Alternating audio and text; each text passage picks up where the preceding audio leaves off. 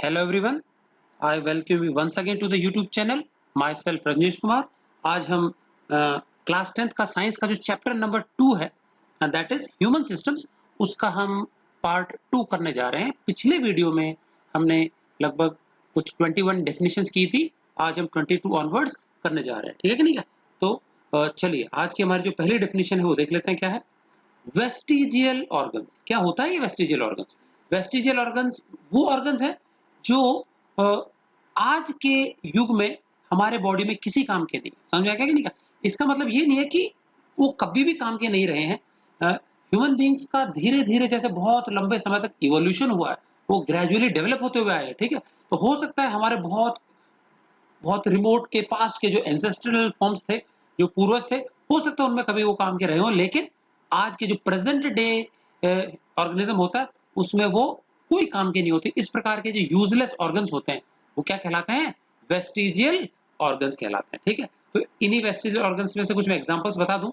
सबसे पहला हमारा वेस्टिजियल ऑर्गन है विजडम टूथ, अकल झाड़ जिसको बोलते हैं, जो कि 18 ईयर्स के बाद में आता है। ठीक है कि नहीं?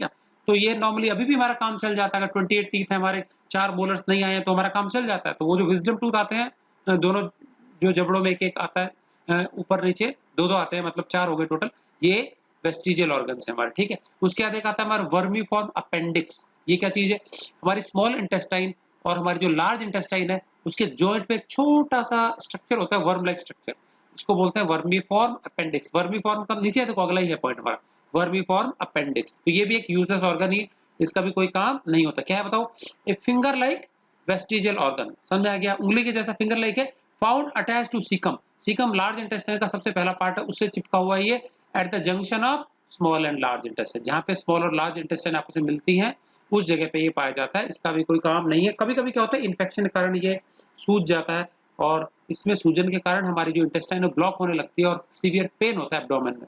तो कई बार इसको हम सर्जरी करके निकलवा भी लेते हैं। तो ये जो प्रॉब्लम है इसको अपेंडिसाइटिस बोलते हैं। तो कई लोग इसको अपेंडिक्स का ऑपरेशन भी कहते हैं कि इसको सर्जिकली इसको रिमूव करवाना पड़ता है। तो इससे कोई साइड इफेक्ट नहीं होते हैं। ठीक है, फिर उसके बाद एक और हमारा निक्टिटेटिक मेम्ब्रेन। अगर आप लोग मिरर के सामने जाकर के देखोगे तो आपके नोज के साइड में जो दोनों आईज हैं, नोज की तरफ बिल्कुल जहां पे आईज खत्म हो रही है, नोज वाली साइड में, वहां पे देखना कि एक छोटा सा मस्कुलर स्ट्रक्चर है दोनों आंखों में, वो है निक्टिटेटिंग मेम्ब्रेन। क्या है? Nictitating membrane. तो ये भी एक हमारा यूजलेस ऑर्गन है। एक और हमारा जो यूजलेस ऑर्गन है वो है हमारा जो टेल वर्टिब्रा है। हमारा जो वर्टिब्रल कॉलम होता है, दैट इज रीढ़ की जो हड्डियों का जो कॉलम है, उसमें टोटल 33 हड्डियां, 33, और 33 में से जो लास्ट की 3 हड्डियां, बाकी सभी हड्डियों के जॉइंट्स मूव करते हैं। इसीलिए हमारा जो स्पाइनल कॉर्ड है, ये जो हमारा वर्टिब्रल कॉलम है, ये एस के आकार में होता है। हल्का सा क्या है ये, इसमें कर्व होता है। ठीक, आखिरी के जो 3 हड्डियां हैं वो आपस में चिपक करके एक छोटा सा वी शेप का स्ट्रक्चर बनाती है और उनके जॉइंट्स जो होते हैं वो इमूवेबल होते हैं, हिलते डुलते नहीं है।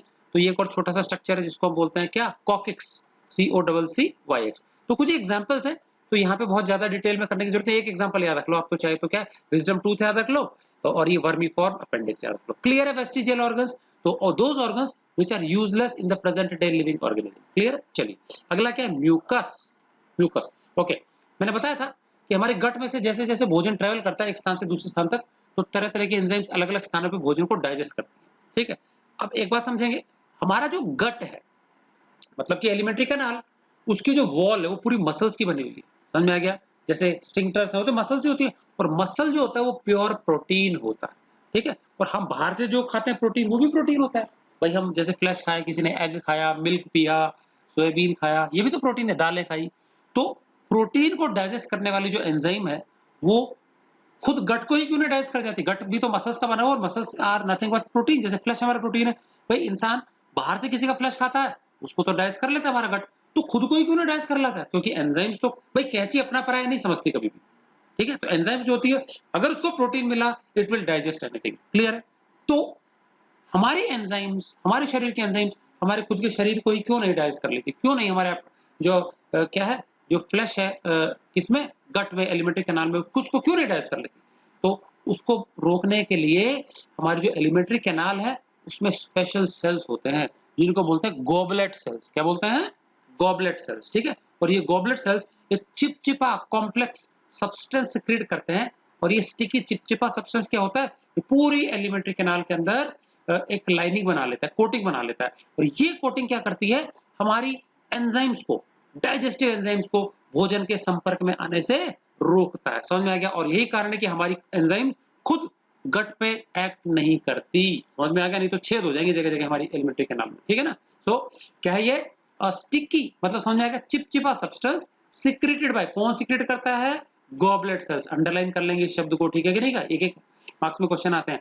That lines the alimentary canal. Goblet cell जो होता है जगह जगह पूरी एलिमेंट्री कैनाल की सरफेस में अंदर की ओर बिखरे पड़े हैं, ठीक है कि नहीं? उनके सरफेस पे होते हैं, तो समय समय पे म्यूकस सिक्रेट करके ये लाइनिंग तैयार करते रहते हैं। म्यूकस हटती रहती है, ये बनाते रहते हैं, ठीक है?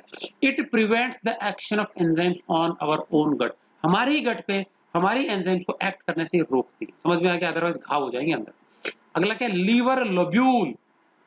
ये हमारा जो लिवर है उसकी फंक्शनल यूनिट्स हैं, हेक्सागोनल आकार की होती हैं, जो बाइल बनाती हैं, ठीक है कि नहीं? क्या? और बाइल जूस जो होता है ये फैट्स को डाइजेशन करने के लिए बहुत इंपॉर्टेंट रोल है इसका, तो आगे देखेंगे बाद में बाइल करता क्या है, ठीक है कि नहीं? क्या?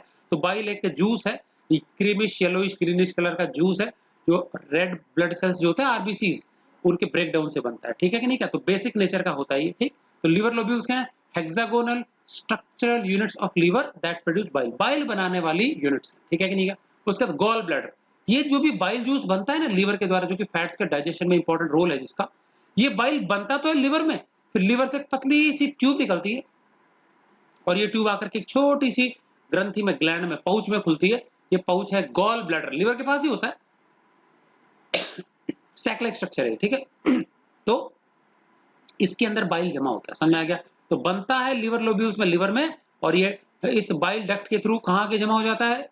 ये गॉल ब्लैडर में। ये मस्कुलर बैग लाइक स्ट्रक्चर है, it is associated with liver that stores bile. तो लिवर से चिपका हुआ है, लिवर के साथ ही होता है, लिवर से ट्यूब जुड़ी हुई है, इसके यहाँ तक पहुंचती है और वो क्या जमा करता है? बाइल। तो जब जब हमारे डाइजेस्टिव सिस्टम में स्टमक से फूड निकल करके स्मॉल इंटेस्टाइन में आएगा ना, ड्यूओडेनम में, तो ये गॉल ब्लैडर पिचक जाता है, इसका मसल जो होती है इसको श्रिंक कर देती है और वो जूस जो है बाइल जूस, वो ट्यूब के माध्यम से intestine, small intestine that is duodenum में आ जाता है। फिर वहां पे फैट्स के डाइजेशन में इसका रोल है, बाद में देखेंगे क्या करते हैं एग्जैक्ट, ठीक है? चलिए, अब ये बाइल मैंने बताया था क्या कैसे बनता है, ये ब्रेक डाउन होने से, किसके? आरबीसीज के, ठीक है? तो ये अल्कलाइन मतलब बेसिक पेल ग्रीन, हल्का येलोइश ग्रीन लिक्विड है, प्रोड्यूस्ड बाय, कैसे बना? ब्रेक डाउन ऑफ डेड और वोर्न आउट आरबीसीज, घिसे पिटे पुराने मर गए जो है यूजलेस आरबीसीज हैं, उनके टूट फूट तोड़ने से बनता है बाइल। क्लियर है? चलिए, ये तो था बाइल। अभी जो बाइल है ना, इसका जो कलर है, बाइल का जो कलर है वो पेल ग्रीनिश है ना, येलोइश ग्रीन है। क्यों है? Because it contains two pigments. थोड़ा स्क्रॉल कर लेते हैं। तो बाइल जो है ना, बाइल, उसका जो ग्रीनिश येलोइश कलर होता है, it is because of these two pigments. In pigments का नाम है बिलिरुबिन एंड बिलवर्डिन। समझ में आ गया? So these are the two bile pigments which give it a specific colour. What colour? Pale greenish colour. समझ में आ गया? तो ये है दो पिगमेंट्स, और इसका जो टेस्ट होता है कड़वा होता है। समझ में आ गया कि नहीं? क्या क्या है कड़वा? कई बार आप लोगों ने वॉमिटिंग वगैरह की होगी, तो उस वॉमिटिंग में जो भी कड़वा टेस्ट आता है कई बार, वो किसका होता है? बाइल का। कभी कभार उसका खट्टा टेस्ट होता है, तो वो क्या है? एसिड होता है, HCl, हमारे स्टमक के द्वारा सिक्रेट किया गया, ठीक है? तो कभी बाइल ज्यादा हो सकता है, कभी HCl ज्यादा हो सकता है, तो इस प्रकार से इंडाइजेशन प्रॉब्लम आ सकती है। तो ये जूसेस जो है डाइजेस्टिव प्रॉपर मात्रा में, सही मात्रा में सिक्रेट होना जरूरी है। कभी भी इनमें इम्बैलेंस आ जाता है तो प्रॉब्लम हो जाती है, भोजन पचता नहीं है ढंग से, ठीक है कि नहीं? क्या या तो वॉमिटिंग के थ्रू बाहर निकलेगा, और या फिर इंडाइजेशन कब्ज वगैरह हो सकती है। चलिए, अगला है हमारा बोलस। क्या है? बोलस। क्या होता है बोलस? जब हमने भोजन को अपने मुंह में रखा, दांतों की मदद से इसको अच्छे से चबा लिया, ठीक है? तो जब हम भोजन को मुंह में रखते हैं, दांतों से चबा रहे होते हैं, तो हमारी जो सलाइवरी ग्लैंड्स होती है एक्टिवेट हो जाती है भोजन के को देख करके। जब जैसे हम भोजन को देखते हैं तो हमारा ब्रेन स्टिमुलस पहुंचा देता है, तो सलाइवा जो होता है वो सीक्रेट हो जाता है हमारे माउथ के अंदर। ये सलाइवा के साथ हम भोजन को अच्छे से मिक्सअप कर लेते हैं टंग की मदद से और टीथ की मदद से।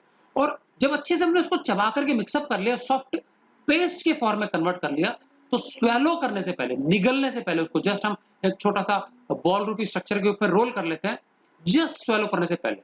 वो स्ट्रक्चर क्या कहलाता है? बोलस। So, क्या है bolus? Saliva mixed thoroughly chewed food, ढंग से सलाइवा को मिक्स करने के बाद चबाया गया भोजन, जिसको स्वेलो करने के लिए जो कि रेडी है, जिसको जस्ट निकलने ही वाले हैं, क्या कहलाता है?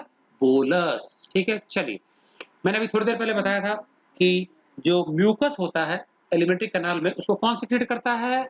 Goblet cells. इसी प्रकार से हमारा जो स्टमक है, स्टमक की जो इनर लाइनिंग होती है, एपिथेलियल लाइनिंग, उसमें स्पेशल सेल्स होते हैं, ऑक्सिंटिक सेल्स। क्या है? ऑक्सिंटिक सेल्स। और ये एक एसिड सिक्रीट करते हैं, डाइल्यूट हाइड्रोक्लोरिक एसिड। ये एसिड बहुत जरूरी है कुछ एंजाइम्स के फंक्शनिंग के लिए। पेप्सिन और रेनिन, ये दो एंजाइम्स हैं जो हमारे स्टमक में रिलीज होंगी। इस एसिड के बिना ये एंजाइम्स काम नहीं करती है। एसिडिक मीडियम में ही वो एंजाइम्स काम करती हैं। और इस एसिड को सिक्रीट करने वाले जो स्पेशल सेल्स वो क्या कहलाते हैं? ऑक्सिंटिक सेल्स। और यही एसिड खट्टा टेस्ट देता है। ठीक है, चलिए अगला है चाइम।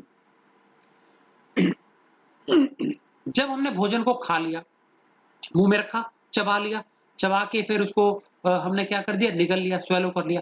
स्वेलो होने के बाद में सॉफ्ट पेस्ट के फॉर्म में वो भोजन हमारे माउथ में से हमारे फूड पाइप से होकर के स्टमक में चले जाता है। ठीक है, अब स्टमक क्या करता है? मैंने बताया था उसकी दो वैल्व होती है, फंडिक एंड पाइलोरिक वैल्व, भी हो जाती है बंद।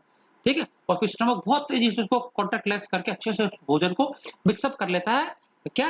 गैस्ट्रिक जूसेस के साथ में, जिसमें HCl भी है, कुछ एंजाइम्स हैं। ठीक है कि नहीं? इसके साथ ढंग से क्या कर लेता है? मिक्सअप कर लेता है। और फिर वो लगभग 50% के लगभग डाइजेस्ट हो जाता है। तो अब वो जो पहले पेस्ट फॉर्म में था गाढ़ा गाढ़ा, अब वो क्या है? बिल्कुल एक तरह से थोड़ा सा बहने वाला इस प्रकार का सा बन जाता है। सेमी सॉलिड मतलब ना तो सॉलिड है ना लिक्विड है, आधा अधूरा डाइजेस्ट हो गया। इस प्रकार का हाफ डाइजेस्टेड सेमी सॉलिड, कहीं कहीं छोटे छोटे पीसेस रह जाएंगे, कुछ बह रहा है, कुछ गाढ़ा गाढ़ा है, कुछ ऐसा इस तरह का सा मिक्सचर। ठीक है, semi solid half digested food which enters small intestine from stomach. और जब स्टमक ने अपना काम पूरा कर लिया तो जो बाद वाली जो वेल्व है ना, पाइलोरस में पाइलोरिक वेल्व, वो खुल जाती है और ये स्टमक स्क्वीज करता है, पिचकता है। और क्या है? ये सारा का सारा जो फूड है किसमें ट्रांसफर हो जाता है? स्मॉल इंटेस्टाइन का डुओडेनम जो पार्ट है उसमें हो जाता है। उसका फिर बाइल का काम आता है। तो ये जो semi solid half digested food है, गाढ़ा गाढ़ा, ठीक है, जो कि स्टमक से कहां एंटर करता है? स्मॉल इंटेस्टाइन में। इसी को बोलते हैं चाइम। समझ में आ गया? तो बोलस, चाइम, ये अलग अलग चीज है। चलिए, इमल्सिफिकेशन, ये फैट डाइजेशन से रिलेटेड चीज है, समझेंगे। फैट्स को डाइजेशन करने के लिए जो इंपॉर्टेंट एंजाइम है, भाई फैट्स को हम केमिकली लिपिड्स भी कहते हैं। फैट्स का दूसरा केमिकल नेम क्या है? लिपिड। और लिपिड को डाइजेस्ट करने वाले एंजाइम को लाइपेज कहा जाता है। क्या कहा जाता है? लाइपेज। अब लेकिन मुझे बताओ, ये जो लाइपेज है, ये उस पर सीधे सीधे काम नहीं कर सकती। ठीक है, क्यों नहीं कर सकती? क्योंकि ये फैट के मॉलिक्यूल्स काफी बड़े मॉलिक्यूल्स होते हैं। समझ में आ गया? तो ये एंजाइम सीधे उस पर काम नहीं कर सकती। बिल्कुल वैसे ही जैसे मैं आपको एक कैंची दे दूं, कैंची काटने का औजार है। अब लेकिन उस कैंची से अगर आपको बोलूं कि पूरी की पूरी बुक काटनी है मोटी सारी, तो बुक नहीं काट पाओगे। आप पन्ना काट लोगे बट पूरी बुक नहीं काट पाओगे। समझ में आ गया कि नहीं? तो इसके लिए आपको क्या करना पड़ेगा? एक एक पन्ने पे कैंची चलानी पड़ेगी। तो इसी प्रकार से जो फैट ड्रॉपलेट्स हैं, वो फैट जो होता है काफी बड़ा मॉलिक्यूल होता है। ठीक है, बड़ी बड़ी बूंदे होती है उसकी, तो उस पर सीधे सीधे जो एंजाइम है लाइपेज काम नहीं करती। तो सबसे पहला काम क्या करना पड़ेगा? मोटी मोटी बड़ी बड़ी फैट की जो ड्रॉप्स हैं, उसको छोटे छोटे छोटे छोटे माइक्रो ग्लोब्यूल्स या स्मॉल ग्लोब्यूल्स में, छोटे छोटे कणों में कन्वर्ट करना पड़ेगा। समझ में आएगा? बड़ी बूंदों को, फैट की जो है बड़ी बॉडीज को, उसको स्मॉल पार्ट्स में कन्वर्ट करना पड़ेगा। और इस काम को हम कहते हैं इमल्सिफिकेशन। बाइल करता है। क्या करता है? बाइल।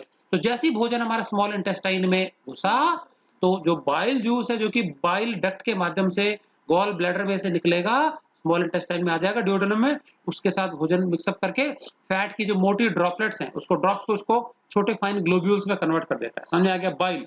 और एक बार छोटे छोटे कणों में कन्वर्ट हो गया, छोटे पीसेस हो गए, उन छोटी छोटी बूंदे हो गई, तो उसका सरफेस एरिया बढ़ जाएगा फैट्स का। समझ में आ गया? छोटे पार्टिकल्स हो गए तो सरफेस एरिया बढ़ जाएगा। और उसके बाद चारों तरफ से ये एंजाइम लाइपेज अटैक करती है और उसको फिर फाइनली डाइजेस्ट कर देती है। ठीक है, फिर डाइजेशन के बाद में क्या बनेगा उन फैट्स का, लिपिड्स का, वो हम बाद में देखेंगे। ठीक है, तो सिंपली समझ में आ गया? तो व्हाट इज इमल्सिफिकेशन? बहुत इंपॉर्टेंट टर्म है, एग्जाम में कई बार पूछी जाती है। इमल्सिफिकेशन क्या होता है, कौन करता है? ठीक है, तो बाइल है इसके लिए उत्तरदायी। तो conversion of large drops of fats into क्या? स्मॉल ग्लोब्यूल्स, छोटे कणों में तोड़ना, by the action of bile. समझ में आ गया? Which increases the surface area of fats, इससे सरफेस एरिया उनका बढ़ जाएगा and they are ready for digestion by the enzyme lipase. इसके बिना काम नहीं हो पाएगा। ठीक है कि नहीं? क्या? चलिए, उसके बाद अगला है हमारा वोकल कॉर्ड्स। ओके, हमारा मैंने बताया था फेरिंक्स जो है, फेरिंक्स के बाद में दो अलग अलग ओपनिंग्स होती है फेरिंक्स में, एक होती है गलट, एक होती है ग्लॉटिस। ग्लॉटिस विंड पाइप की ओपनिंग है।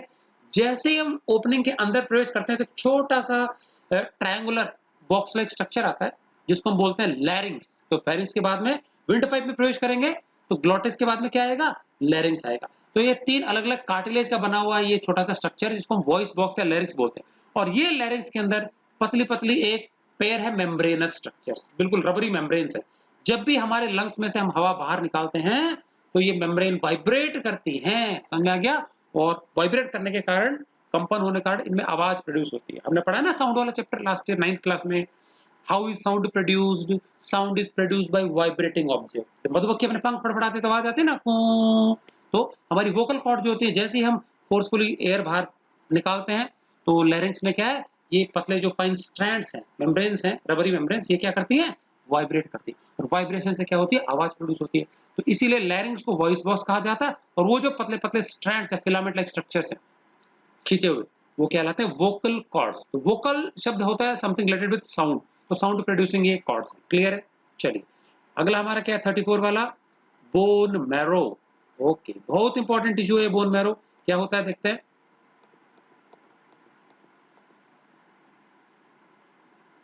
ओके, हमारी जितनी भी हड्डियां है ना, खासकर हाथ और पैरों की जो लंबी वाली हड्डियां हैं, उनका जो सेंट्रल, बाहर से तो हार्ड है वो, ठीक है कि नहीं, उनका जो सेंटर है, सेंट्रल पोर्शन जो होता है वो खोखला है, कैविटी होती है उसके अंदर। और उस खोखली जगह पे एक बिल्कुल जेली लाइक मेटल भरा है, ठीक है। और उसमें स्पेशल सेल्स होते हैं जिनको बोलते हैं हीमोपोइटिक सेल्स। ये लगातार डिवाइड कर करके नए नए रेड ब्लड सेल्स, डब्ल्यूबीसीज, आरबीसीज, ब्लड के कंपोनेंट्स बनाते हैं, ठीक है, प्लेटलेट्स, ये सब चीजें। तो जितने भी ब्लड के सेल्स हैं, कंपोनेंट्स हैं, वो सारे सारे कहाँ बनते हैं? इस बोन मैरो में बनते हैं। तो देखो क्या है ये bone marrow? Hollow central part of bones, हड्डियों का सेंटर का खोखला हिस्सा, which has dividing cells, special cells होते हैं उसके अंदर। कौन से? Haemopoietic cells, haem, HAEM, haem, haemopoietic cells that form RBC. तो आरबीसी, उसके अलावा और भी कई प्रकार के ब्लड सेल्स बनते हैं, ठीक है। तो बोन मैरो वो स्थान है जहां पे आरबीसी बनते हैं, आरबीसी फैक्ट्री है एक तरह से बोल सकते हैं। चलिए अगला क्या? स्प्लीन, ठीक है। अच्छा, जो काम लिवर करता है लगभग वैसे ही काम स्प्लीन भी करता है। लिवर क्या करता है? आरबीसी, ये हमारी लिवर जो है एक तरह से बहुत बड़ी लेबोरेटरी है, टूट फूट वगैरह भी वही सुधरती है। जैसे आरबीसी मर जाते हैं, भाई कोई डेड बॉडी है सपोज, अस्पताल में जाते हैं तो उसका जैसे पोस्टमार्टम होता है ना, चीर फाड़, और कई बार होता है कई लोग अपने ऑर्गन्स डोनेट कर देते हैं, तो डेड बॉडी में से भी अगर कुछ यूजफुल निकलता है तो निकाल लेते हैं, ठीक है। तो इसी प्रकार की दो लेबोरेटरीज हमारे बॉडी की हैं, लिवर और स्प्लीन। टूट फूट जो होती है उसमें से भी अगर हमारे शरीर के कुछ काम की चीज है वो निकालते हैं। तो स्प्लीन एक ऐसा इंपॉर्टेंट ऑर्गन है, इम्यून सिस्टम का ऑर्गन है, ठीक है, गंदगी हटाने वाले ऑर्गन से। Important organ of body present beneath the stomach, just stomach के नीचे चिपक के है, ये स्टमक के पास ही होता है। एंड स्टोर्स आरबीसी, ये डेड आरबीसी को स्टोर करता है, समय समय पे इनको तोड़ते भी रहता है, ठीक है कि नहीं, नष्ट करते रहता है। It is a part of immune system of our body. और हमारा जो इम्यून सिस्टम है, बीमारियों से लड़ने के लिए जो रक्षा तंत्र है, उसका हिस्सा होता है स्प्लीन। एक्सक्रीटरी ऑर्गन भी एक तरह से, ठीक है कि नहीं क्या। चलिए उसके बाद चले आगे थोड़ा सा और। ओके, मैक्रोफेजेस, क्या है ये? मैक्रोफेजेस क्या होता है? मैक्रोफेज हमारे जो आरबीसीज होते हैं, सॉरी डब्ल्यूबीसीज, ये हमारी बॉडी के सोल्जर सेल्स हैं, हमारे शरीर को इन्फेक्शन से बताते हैं। तो ये एक तरह से डब्ल्यूबीसी का रूप ही है, ठीक है। तो कई डब्ल्यूबीसी अपना रूप बदल करके बड़े बड़े साइज का टेढ़ा मेढ़ा आकार हो जाता है। तो मैक्रो का मतलब बड़ा, और फेज मतलब का हड़प जाने वाला, निगल जाने वाला। तो ये स्पेशल ट्रांसफॉर्मेशन है आरबीसी का। तो आरबीसी का साइज काफी बड़ा हो जाता है, टेढ़े मेढ़े आकार के सेल्स हैं ये। और अगर ये किसी भी जर्म्स को देखते हैं, वायरस बैक्टीरिया हो गया, तो तुरंत टूट पड़ते हैं उस पर, और उसको साबुते निगल जाते हैं और अंदर जाके फिर उसको अपने सेल के अंदर डाइजेस्ट कर लेते हैं, ठीक है। तो इस प्रकार से किसी जर्म को साबुत निगल जाना सॉलिड अवस्था में, उसको बोलते हैं फैगोसाइटोसिस, सेल के द्वारा ईट कर लिया जाना, खा लिया जाना, ठीक है। तो देखो क्या होता है, transformation of our WBC, special WBC का ही ये रूप है, मेंट फॉर फैगोसाइटोसिस। क्या काम करते हैं फैगोसाइटोसिस? क्या होता है फैगोसाइटोसिस? ईटिंग और killing of invading germs. Invading होता है आक्रमणकारी जर्म्स। जर्म्स हमेशा बिना पूछे ही आते हैं, कोई हमारी परमिशन लेके तो आता नहीं। तो जबरदस्ती कोई जर्म्स हमारे शरीर में घुस जाए, बीमार करने की कोशिश करे, तो ये उस पर टूट पड़ते हैं, और इस प्रकार से हमारे शरीर को इन्फेक्शन से बचाने का काम भी ये करते हैं। समझ में आ गया? चलिए लिम्फ क्या है देख लेते हैं, ठीक है कि नहीं क्या। तो आज हमारा ये लास्ट डेफिनेशन है लिम्फ, इसके बाद कुछ और बच जाएंगे, वो नेक्स्ट वीडियो में करेंगे, ठीक है। So what is lymph? हमारे बॉडी में जितने भी टिश्यूज हैं, जितने भी क्या हैं, टिश्यूज हैं, सेल्स के जो ग्रुप्स हैं, टिश्यूज हैं, वो जहां पे भी प्रेजेंट है, उनके सेल्स के बीच में, टिश्यूज के बीच में कहीं थोड़े थोड़े खाली गैप्स होते हैं, मतलब बिल्कुल टाइटली चिपके हुए नहीं है। समझ में आ गया? So all these tissues and cells they have spaces, gaps between them. इनको बोलते हैं इंटरस्टिशियल गैप्स। क्या बोलते हैं इनको? इंटरस्टिशियल गैप, और इन गैप्स के अंदर एक कलरलेस लिक्विड भरा हुआ है, स्ट्रॉ कलर्ड पेल येलोइश या कलरलेस लिक्विड भरा हुआ है, ठीक है। और ये लिक्विड जो होता है ये हमारे ब्लड के अंदर भी होता है, थोड़ा मिक्सअप हो गया। हमारा ब्लड जो होता है 100% में से लगभग हमारे ब्लड में 48% के आसपास तक तो क्या होता है, लिम्फ होता है, और बाकी बचा कुचा कितना है, प्लाज्मा है हमारा, ठीक है कि नहीं का, सॉरी बाकी बचा हुआ हमारे ब्लड कार्पस्कल्स है, ब्लड सेल्स है। तो लिम्फ हमारे ब्लड का भी एक मेन हिस्सा है, ठीक है। और ये जो ट्रांसपेरेंट लिक्विड है जो कि टिश्यूज के बीच में, सेल्स के बीच में फंसा हुआ है, चारों तरफ पड़ा हुआ है, उसके बीच में भरा हुआ है, वो कहलाता है लिम्फ। इसी और क्योंकि ओपन गैप्स के बीच में, टिश्यूज के गैप्स के बीच में, इसको हम इंटरस्टिशियल फ्लूइड भी कहते हैं, ठीक है कि नहीं क्या। तो नॉर्मली जो लिम्फ होता है हमारे शरीर में, इसका मेन काम क्या होता है, ये कुछ वेल डिफाइंड ट्यूब्स में भी बहता है, लिम्फ के नोड्स होते हैं, ट्यूब्स होते हैं, और ये लिम्फ का मेन काम है फैट्स के डाइजेशन प्रोडक्ट्स को इधर से उधर कैरी करना। फैट्स जब डाइजेस्ट हो जाते हैं तो उसके डाइजेशन के बाद में जो सिंपल सॉल्युबल फॉर्म में जो पार्ट्स बन जाते हैं फैट्स के द्वारा, वो होते हैं ग्लिसरॉल एंड फैटी एसिड्स। और ये फैटी एसिड चिपचिपे होते हैं, ग्लिसरॉल चिपचिपा होता है, तो ये कभी भी ब्लड कैपिलरीज, ब्लड वेसल्स में से नहीं गुजरता, आर्टरीज वेन्स में से नहीं गुजरता। इसको गुजारने के लिए, इसको इधर से उधर ले जाने के लिए स्पेशल अलग से ट्यूब्स होती हैं, लिम्फ ट्यूब्स, ठीक है, लिम्फ वेसल्स। तो लिम्फ वेसल चौड़े होते हैं, ठीक है, और लिम्फ वेसल्स के माध्यम से ही जो फैट्स के डाइजेशन प्रोडक्ट्स हैं, that is fatty acid and glycerol, ये ट्रांसफर होकर इधर से उधर जाते हैं, और बाद में ये स्किन के नीचे स्पेशल सेल्स होते हैं एडिपोसाइट्स, उसमें एक्स्ट्रा फैट जमा हो जाता है, ठीक है कि नहीं। तो ट्रांसपेरेंट और पेल, पेल मतलब येलोइश कलर का circulating fluid of our body, body में घूमता है चारों तरफ, कंटेनिंग प्लाज्मा, नॉर्मली इसमें प्लाज्मा होते हैं, और ब्लड के डब्ल्यूबीसीज होते हैं, आरबीसी नहीं होते इसमें, इसलिए व्हाइट कलर का दिखता है, ठीक है, ट्रांसपेरेंट है ये, एंड डब्ल्यूबीसीज ओनली, आरबीसी प्लेटलेट्स नहीं होते। It carries digestion products of lipids, क्या क्या कैरी करता है, मैंने बताया था, फैटी एसिड एंड ग्लिसरॉल, ठीक है। तो ये था हमारा आज की वीडियो की आखिरी डेफिनेशन, कुछ और बच गई हैं लगभग आई थिंक 19-20 और रह गई हैं, तो ये हम आने वाले नेक्स्ट वीडियो में करेंगे। आई होप ये सारे आपने यहाँ तक समझ लिए होंगे, इसको अच्छे से पूरा सुन के लास्ट तक पूरा वीडियो देख के समझ के उसके बाद इसको नोट करेंगे। ओके, सो आई होप आपने एंजॉय किया होगा। So till next video, goodbye and thanks for watching.